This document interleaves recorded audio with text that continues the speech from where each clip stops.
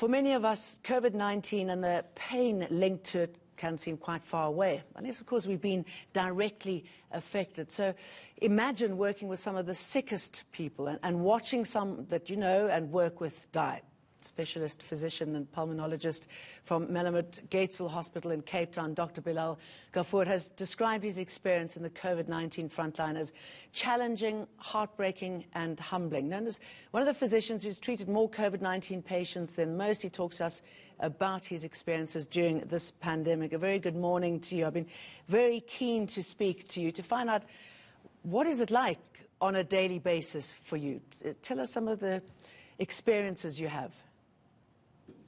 Well, good morning, everyone. Thanks for having me on the show. I really appreciate it. COVID-19 for me has been a drastic change in the way that I practice medicine, and particularly pulmonology and critical care. I mean, it really has been challenging. When I say challenging, it has been seriously challenging in the sense that we didn't expect to see the hordes of patients or the sheer magnitude of patients coming through our emergency department. In particular, the patients were extremely unwell. Many of them required life support and intubation. So life had changed drastically for us. I mean, we never imagined that on a normal day we'd be coming to work, you'd have to scrub yourself down, you'd have to have complete cover, and thereafter do your ward round, sit in the ICU in this closed suit for hours on end, and then have to continuously come back to the hospital for emergencies. In fact, my entire outpatient part of my practice had actually fallen away. I didn't really see the standard pulmonology that we normally see, like the pulmonary tuberculosis and the pneumonias. We didn't really see much influenza this year, and most of our efforts were focused on COVID-19. And how did you deal with that fatigue of spending so much time there and the emotional aspect of it?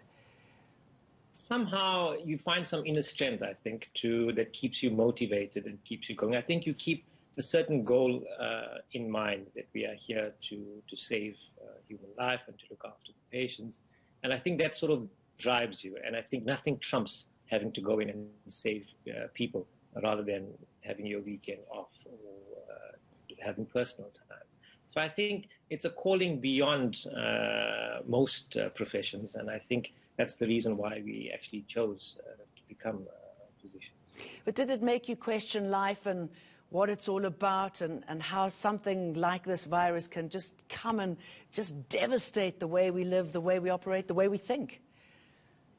I think in a way there's been some positives in the sense that it actually makes you appreciate what life is all about. It's not about fancy material stuff that we have.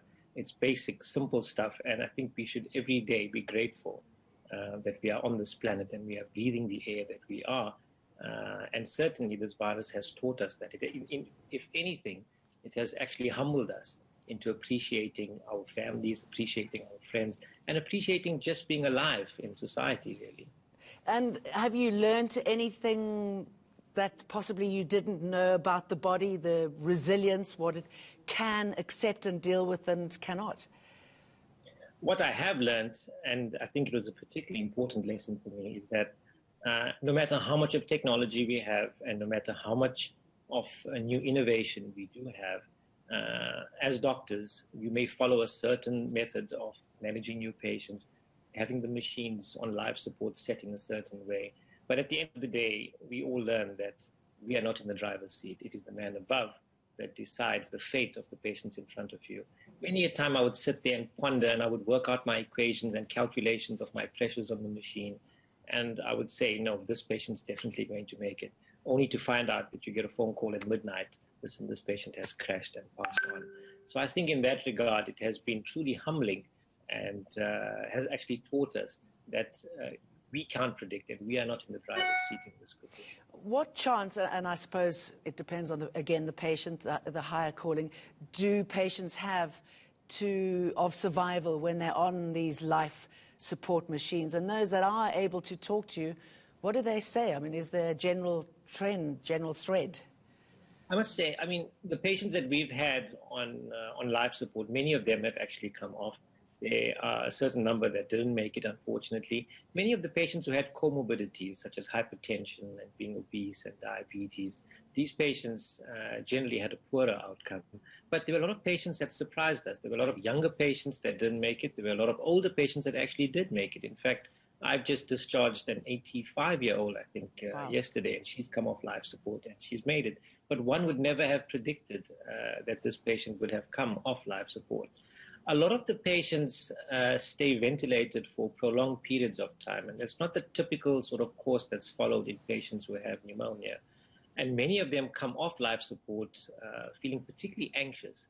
And I think there is an element of almost as post-traumatic stress disorder that patients go through, especially when you're sitting in an intensive care unit and you see all the action around you and you see other patients pass on or in an emergency. And then the reality that you may not make it actually hits you. And I think a lot of the patients have gone through post-traumatic stress disorder in that regard, yes. I mean, a lot of people, I don't know anyone who's got really sick, but those who've been sick and, been asymptomatic, whatever it is, they say that the mental aspect is one of the hardest to deal with because you don't know where it's going to take you. We've dropped down to level 2. People are a lot more relaxed. Restaurants are open. What is your message to South Africans now, knowing what you know about the pandemic, seeing what you see? I think now is the time that people start becoming complacent. And we've seen that in other countries, and in particular countries like France and Spain. And you see they are going through their second wave at the current time. And even now, I'm still seeing patients coming in quite sick, requiring intensive care.